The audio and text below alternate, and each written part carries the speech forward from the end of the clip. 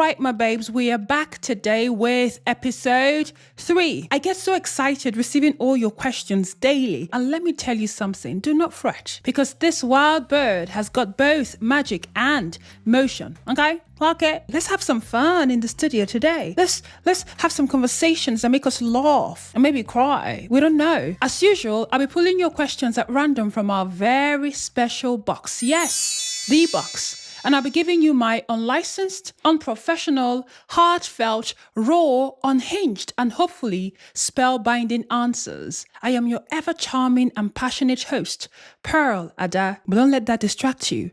Hold your hearts, grab your chests, collect your tissues, tassels, snacks, wiggle and jiggle your bum a bit for good luck, because we're officially walking through the gates of Pearl.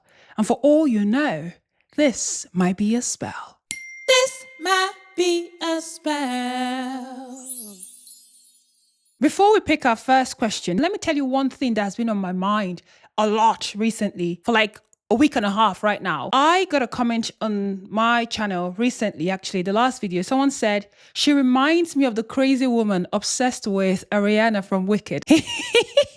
I try not to yap about celebrities publicly because they're just people, and I mean, come on. But my sister called me like 2 weeks ago and she said, you know, I've been seeing a lot of people have conversations about, oh, my earring just fell, about the relationship between Cynthia and Ariana. And she said, you know, I never thought anything was wrong with their relationship, but there's just so much discourse about it online that I wanted to know what you thought. And I said to her, do you know what it is? And she said, what?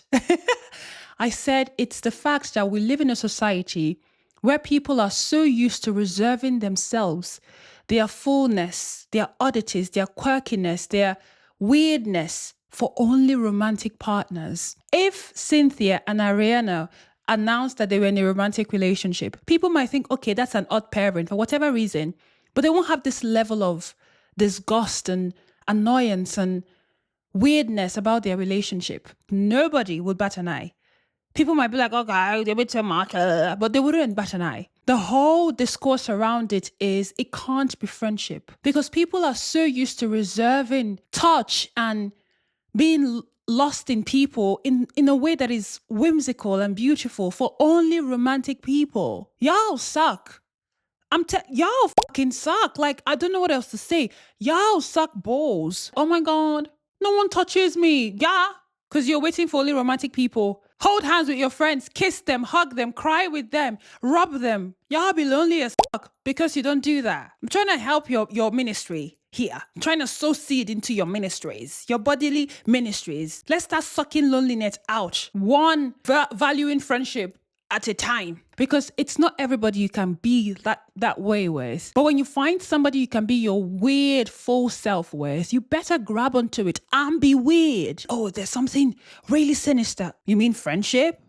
Girl, because this person that commented this on my page obviously was trying to insult me. Cynthia, who expresses, shows up the way they want. And have you heard that voice? Like butter. She sounds like butter. That's the dream. Oh, thank you. She's Nigerian, and you know, West Africans tend to have like this really high cheekbones. So maybe it's the cheekbones that's confusing you people. The cheekbones, yes.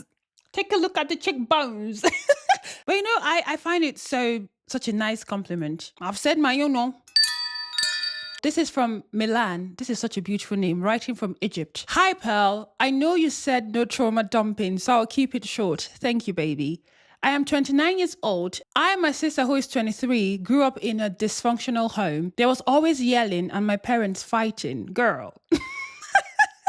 Is this me? Did I write this? Oh, wow. Everything was very chaotic. We had a little argument recently, which ended with her telling me how angry she was that I didn't do more to protect her. I was a child too, and I was barely surviving. So hearing her say that really broke me. I don't know how to repair something that hurts both of us.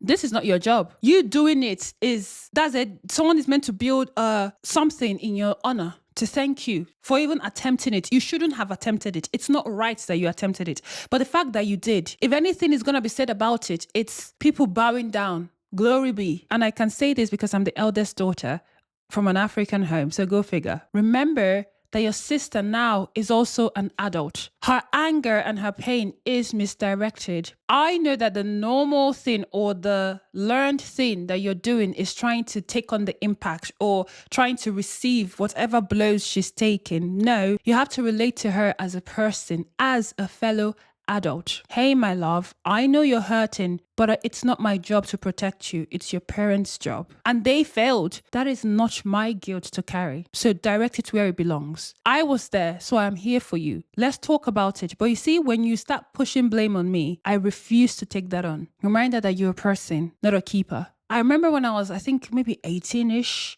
and this was a year after I left home. I felt incredibly selfish. I felt like I didn't deserve my life. I felt like I didn't deserve my freedom.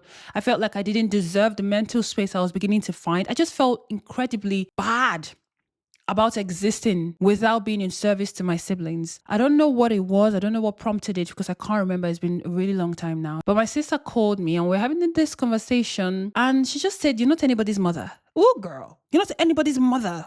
Stop acting like you're somebody's mother. I was like, bitch, you're right. It took a while for me to undo the damage, of course, but that it really unlocked something for me because she was like, "You're not anybody's mother. This is not your identity." Let her go and shout at the people that need to be shouted at, not you. This is from Sadie, writing from South Africa. I really love this question, Sadie. I love, babe. How do you know you're falling for someone and not the idea of them? I feel like I study people and their behavior, and sometimes I get lost in my analysis of them. When your idea of them matches the actions they show you. That's it. And I've been so guilty of this, because I'm also someone who studies people. I look for patterns. I can't help it. Like, it's a sickness. It's a sickness. I'm sick. I be studying people. I'm just like... And my brain is just like connecting things and stuff. And sometimes you're so lost in what you're analyzing about a person that you're not seeing what they're actually showing you. So I now, no matter what my ideas are or what I think about a person or whatever deductions I've made, wrong or right, what is real is what I see. Believe people.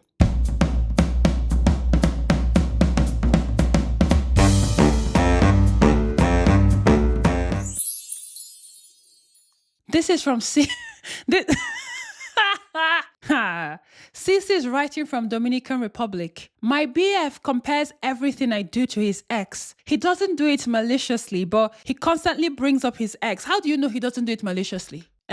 Sissy one day. How'd you know? Okay. I feel like I'm competing with him. He swears he's over him, but it genuinely hurts and makes me question my place. How do I make him understand that this isn't okay? Leave him, let him go and date his ex.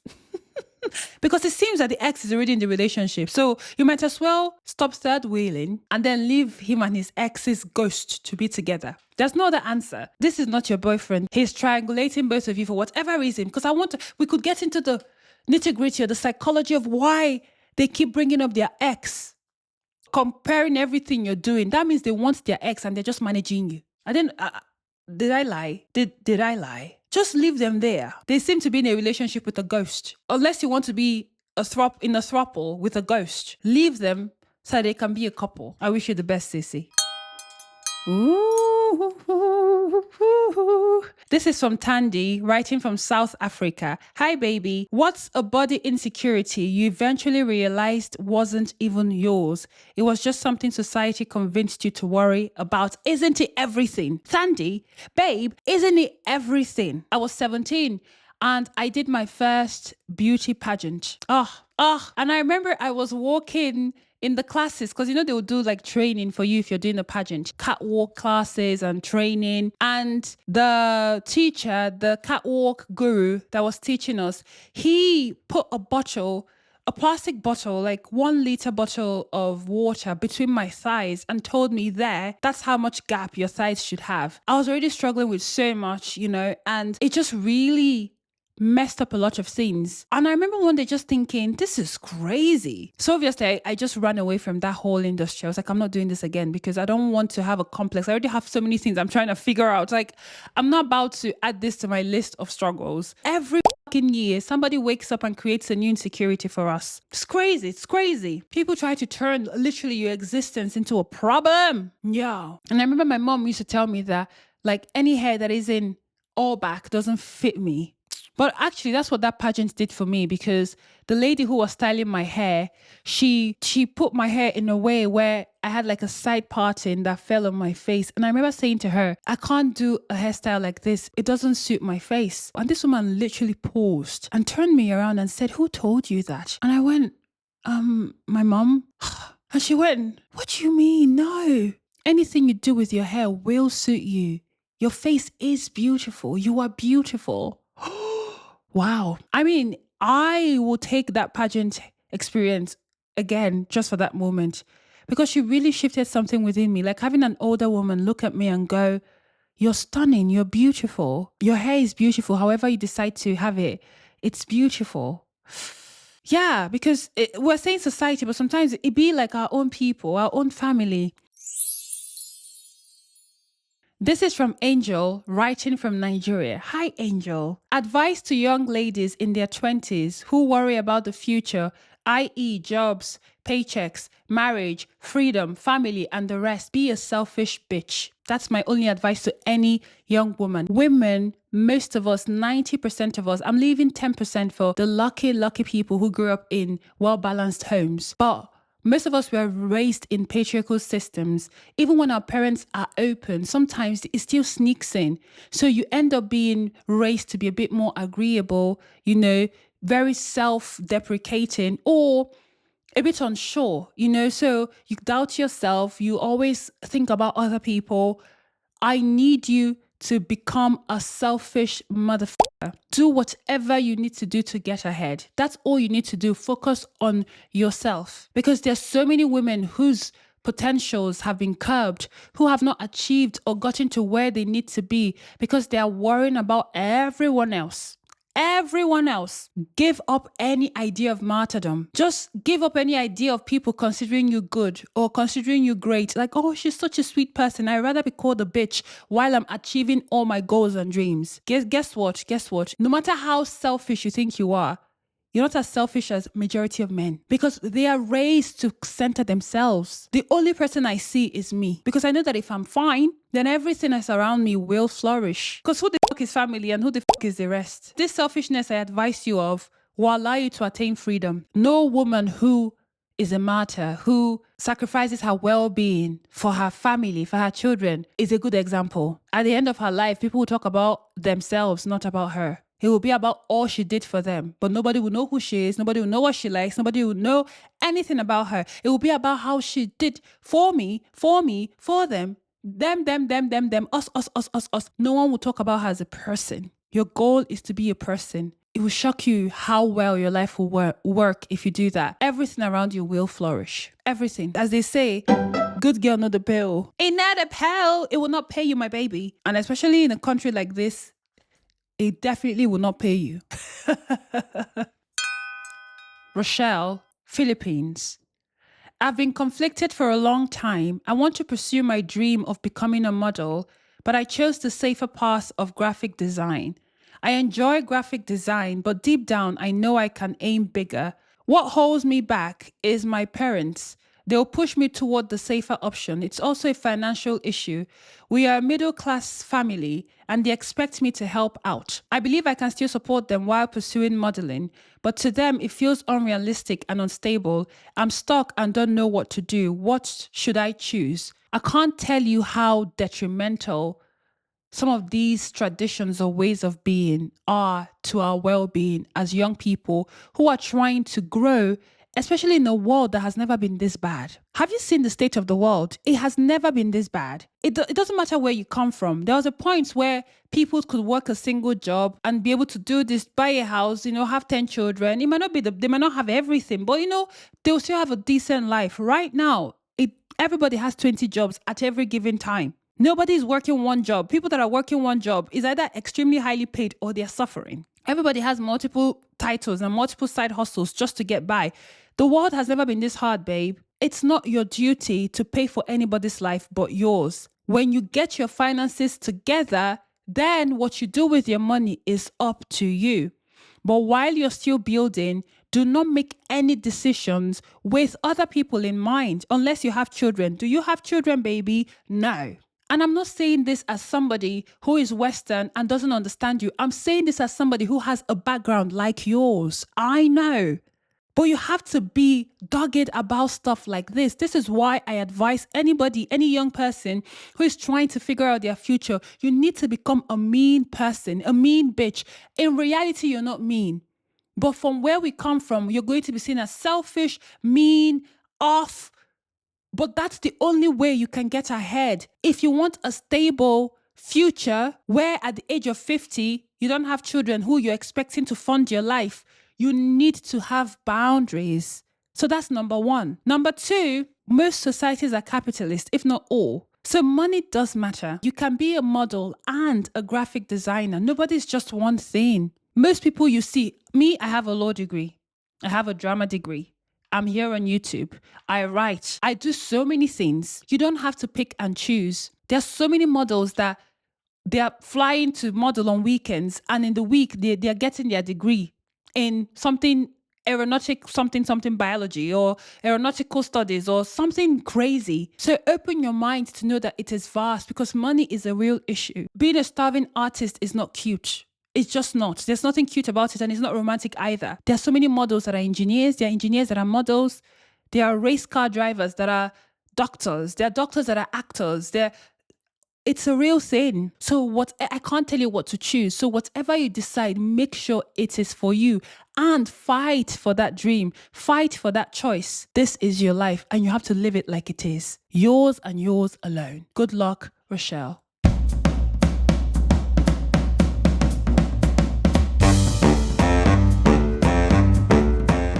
Oh my gosh. Let's talk about first loves, first love stories. Like, I liked him back and he liked me back in my teens. Like, the first guy who ever really liked me. It was such a stunning short-term experience for me. So I went to this school for a really short time, like A-level space, and I met this guy. And I remember the first day I walked into class, he kind of gasped. No one had ever reacted to me like that, especially my peer. Let me tell you something that really, really was a revelation to me. I was never the pretty girl. And also I was so studious and so one-track minded in school. Like, I was a head girl. I was that kind of student that I just wasn't thinking of being in a relationship with boys. It just wasn't my thing. I just didn't have the mental space for it. But this guy seemed to be so smitten by me, and he was kind and he was loving, but I was just not in a good mental space. So I just kept pushing him away. I liked him back, but I wasn't very open at all. I eventually left the space. I didn't even tell him. I left abruptly. I eventually apologized to him, by the way. I apologized to him like, I guess, a year after. And I just said, I'm really sorry that I just disappeared and that I just wasn't open to how you saw me and everything. And he told me he can't even remember it. It kind of stung a bit, but I respected it because I guess that was his way of protecting himself. Or maybe he couldn't remember, who knows? But I doubt that he couldn't remember because he really liked me. He told everybody, like, it's this kind of liking where everybody knew. Anyone who cared to listen, he would stop and tell them he liked me. It was such a beautiful thing. There's just something about him being so open and kind, the way he was to me, and very free with his feeling, even though I was not with mine at all. It's just really precious. Like, just that story, I find it so precious. A very short-lived experience that is so precious to me. What are your first love stories? Tell me. This is from Bob. How do you deal with seeing or having to interact with people you have cut off? I just act like they don't exist. Oh, hi. No. Not me. No, I don't know you. Like, I genuinely have a brain that forgets people. So I really try my best to work on things, to communicate, to try and figure out something that works, because the minute I give up on it, which, that's me. I am extreme. If I block you, you are dead to me. Dead. Like, you cease to exist. I literally forget you're a real thing. Which, you will not get anything from me, Bob. In Pearl fashion, just walk past them. But then maybe there are people that are kinder than me in the comments. For kind people, please write it in comments so that Bob will get your advice. Me, I'm not that good a person. I love this question. This is from Shrin. Oh, okay. Srinidhi writing from India. Apologies, babe. How to make guy friends as someone who's never had one.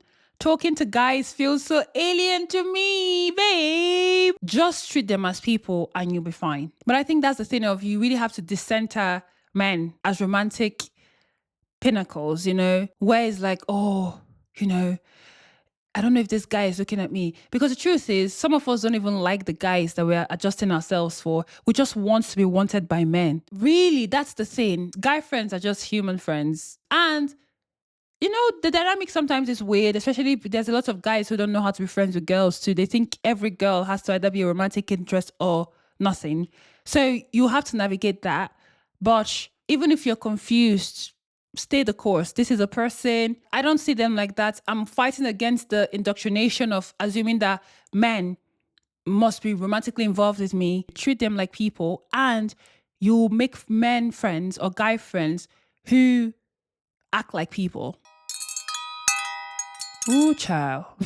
Ooh, child. This is from Alice, writing from England. How do you stop having trust issues with your current partner because of past relationships? I feel like I always assume the worst is happening, have a massive breakdown, and then it turns out that my worries weren't worth it. I know he loves me a lot and he would never hurt me, but I always feel like I'm being lied to due to how people have treated me before. You said, I know he loves me a lot, he would never hurt me. You don't know that. You don't know that. The only person you can speak with certainty about in this world is yourself. And even sometimes you're not even sure because something unusual might happen and you act out of ways that are usual to you. When people say I have trust issues, usually what they're saying is I don't trust myself. I'm telling you, it is not your job to be a detective in any relationship. You can have your fears. You might ask your partner to maybe co-regulate with you or talk through it, but it's not their job to keep you grounded. It is your job to keep yourself grounded. If somebody lies to me, I will leave. That is all I can control. If somebody cheats on me, I will leave. That is all I can control. I trust myself to take myself out of any situation that isn't conducive for me. Because if someone wants to cheat, they will cheat. If someone wants to lie, they will lie. I trust me, and any other trust I give anyone else is for them to be themselves. And I believe you. Oh, that's you? My bad. Crazy. This is why character matters so much. I will talk about this to the ends of the earth. Date people that don't cheat, not because they like you. Date people that don't cheat because they detest cheating. They are sick. Anything that is deceitful makes them want to plunge to their death. That's who you want to be with. You need to be with people who cannot even be friends with cheats. Because one thing I cannot do is be anxious about someone else's character. I just can't live that way. Wow. This is from Frem Chand, writing from the Philippines. Hi, Pearlie. Hi, babe.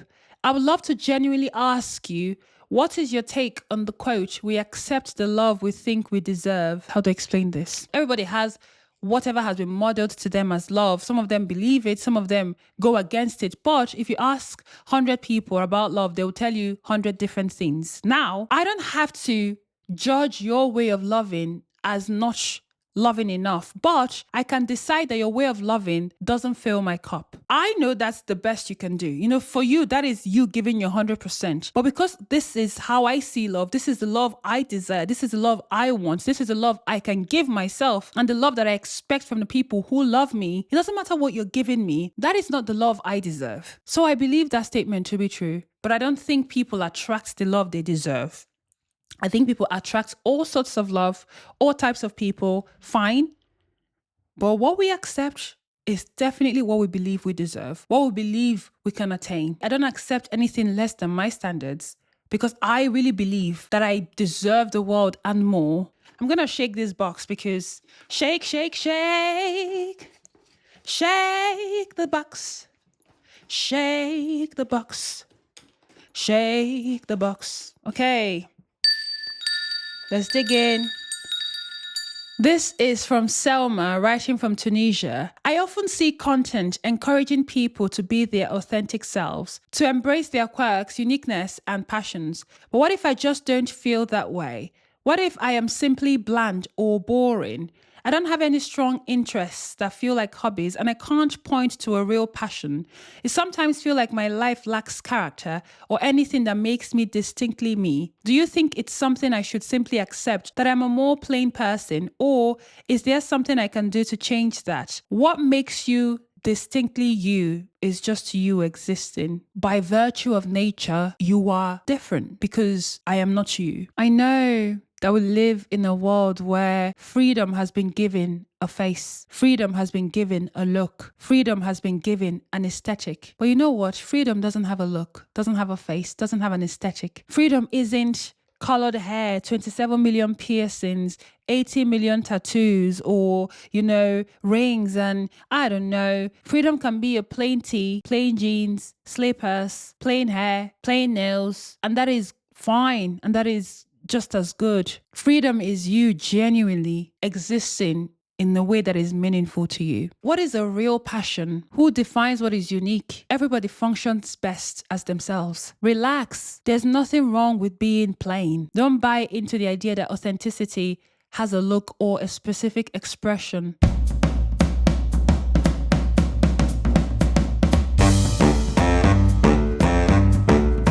This is what I think. I think liking somebody is a miracle. Maybe it's because I struggle to like people. I don't like people that often. But I'm just telling you, anytime I have a crush, I am filled with so much gratitude. Oh my God, I have a crush! I genuinely feel like that when I have a crush. It's such a privilege to feel warm, fuzzy things. Not everybody gets to feel that, So when you get the chance to feel something like this, bask in it. Nothing has to happen. Not every relationship has to turn into boyfriend, girlfriend, turn into something serious. It's okay to just get to know somebody, to just get to look at somebody and wonder. Liking someone is embarrassing innately, and that's fine. Like, we live in such a nonchalant, time. Everybody wants to be cool. Who has he helped? Who has cool helped? I still don't know anyone who, being the cool one, has actually helped them in any way. Don't be cool. Be uncool. Cringe, cringe, cringe, cringe, cringe. It gives you this level of freedom and embodiment that you can't buy anywhere. This is from Luca, writing from Italy. Was there a specific moment when you realized you'd been policing your own body without even knowing it? A moment that made you stop and go, wait, why am I doing this? Wow, this is such an interesting question, Luca. I don't think it was just like a moment, but I grew up with my body being policed heavily by the culture I was in. But there's a story I can actually tell. When my sister and I were kids, my mom didn't, because of religious reasons back then, my mom was so stringent when we were really little, but she eased up as we went on. My mom wouldn't let us wear trousers or any kind of clothes that weren't very deeply conservative. My sister and I, this was around the ages of maybe 8 and 9-ish. We just got sick of it. We started wearing our brother's clothes. We would wear his trousers. And then, the shirts, like normal tops or blouses, if you fold the two hands together, so if you wear the top and fold the two hands together, you can put it over your neck as a halter neck. So that's what my sister and I started doing. We turned our tops into halter necks. And I remember my mom was like, what? But we did it because we were just so sick of the Mariam clothes we used to wear. I don't know, just this oldish.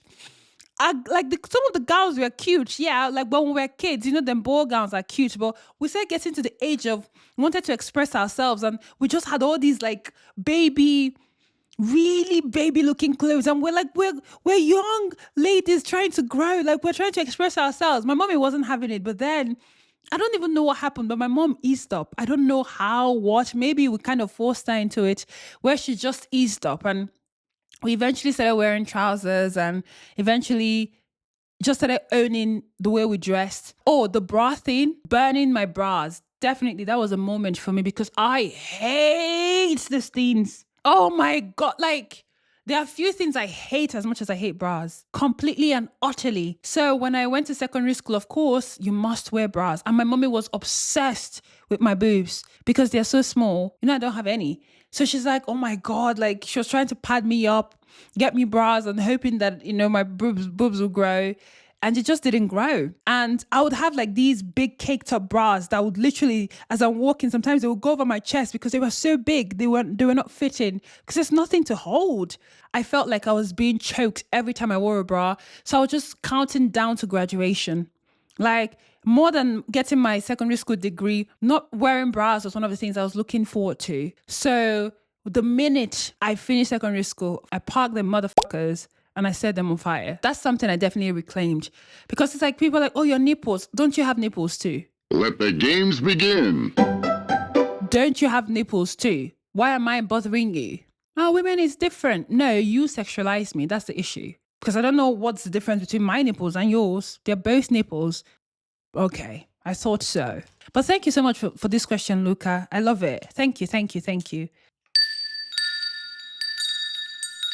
This is from Giovanna, writing from Italy. I know the kind of life I want, like the times I felt happy doing something, but sometimes I am not sure. What if the life I truly want is too difficult or impossible to achieve because my parents are too religious and me living how I want to, partying, having a BF, doing normal things hurts them. But at the same time, it hurts me to live how they want. I have problems believing in God, even if I'm in a very religious family. I want to know the truth, a real God, the real rules. I don't know how old you are, because at some point in your life, you have to understand that you're not an extension of your parents. And this is where you know that you're ready to become an adult. If them disapproving of you is your biggest fear, then you will stay stuck.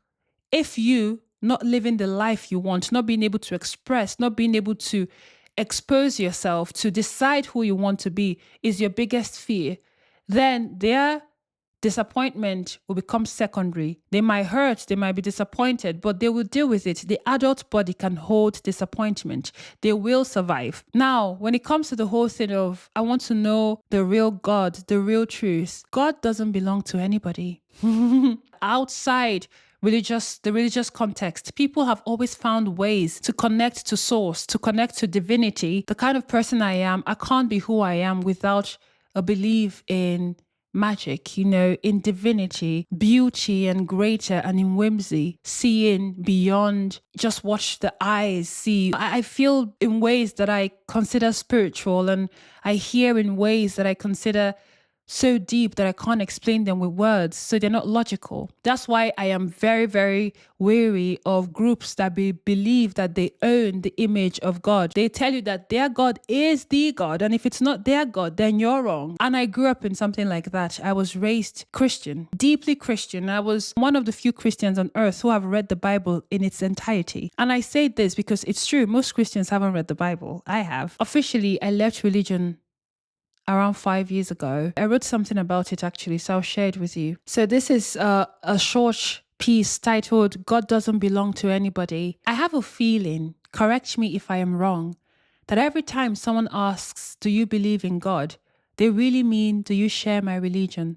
Do we share a God? So I'll start by answering that. No, I don't share anyone's God or religion. My relationship with the divine is without constraints, without control and borders. I know the heart of God because it is alive in me. I believe in beauty that transcends. I believe in that which has guided me from the very beginning, that which has always called me by my name. I can't tell you what God is or where God is, but I believe God is. I know the Spirit of God like I know my name, but I won't paint you a picture of God, because God doesn't belong to anybody. If you feel connected to divinity, just know that nobody has a monopoly on that.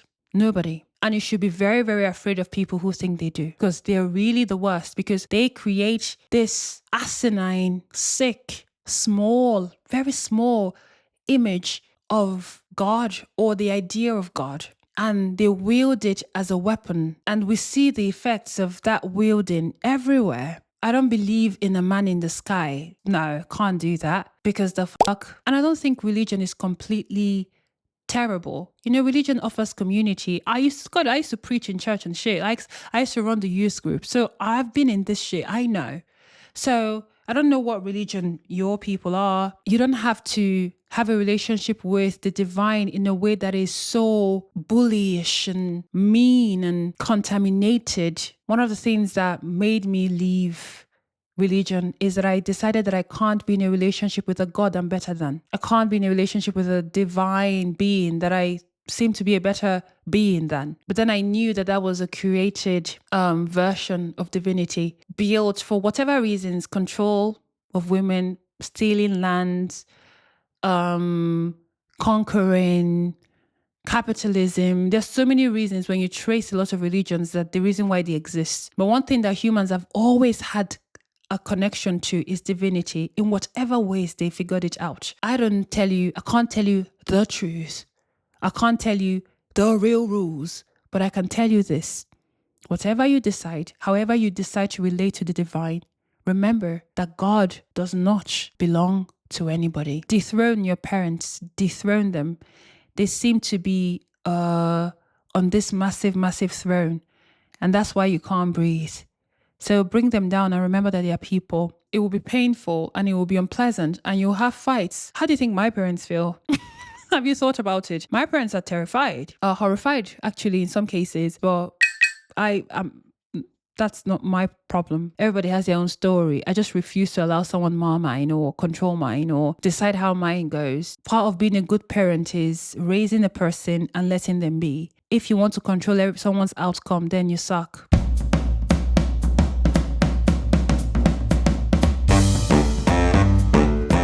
I have something in my notes app called Quotes and Ideas That Touched Me. This is from a comedy, actually, a K-drama, $1 Lawyer. I was skimming through it and I landed on this scene where he said, none of us can decide the truth on our own. We try to get close to it.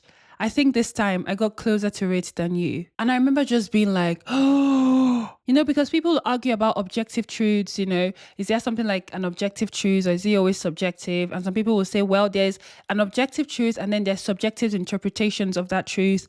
But then in a world that is ever changing, in a world that a lot of things aren't tangible, isn't that what we're all trying to do? In one way or the other, trying to get close to the truth. Leah, writing from Colombia, what would be your advice for the feeling of having wasted too much time? The feeling that lots of things are too late or that you missed it? According to what mathematical quantum calculation can you tell me you missed it? You don't know that. This idea that you missed something is based on certainty. The only thing we know is probability. If I did this, maybe this would have happened. But one thing I know is if I start now, another probability is that in 5 years, I might. So the only way to know that something will happen is to be on the path that leads to it happening. The best time to have made a decision was yesterday or 24 years ago. The next best time, if you did not catch it yesterday or 24 years ago, is now. Spend less time worrying about wasting too much time and start focusing on achieving the thing. Sometimes the reason why you didn't have the ideas or the feeling or the messaging to do certain things is because you were not ready for it. You did not have the identity to carry those things. There are things that I do now that if I really deep it would be nice if I started them 6 years ago, 7 years ago, but who I was then, I couldn't even fathom or think of these things because I was in such a different space. So be thankful that you've come to a space where there's space for you to think, what of this dream? What of this thing? What of that? What of this? It's a miracle. It's a sign of growth, of expansion. So when you have an idea or a thought about something you could have done or could be doing, you receive it with gratitude as a sign of something that must be done now. Anything else is a form of procrastination and talking yourself out of things and self-sabotage. Regrets is a wasted form of living. Instead of regretting things, pivot. All the best, Leah. I'm having a ball, Let's write a song. Tell me that your heart is broken and tell me that your mind is hurting and tell me that all that you've found in this world would be you.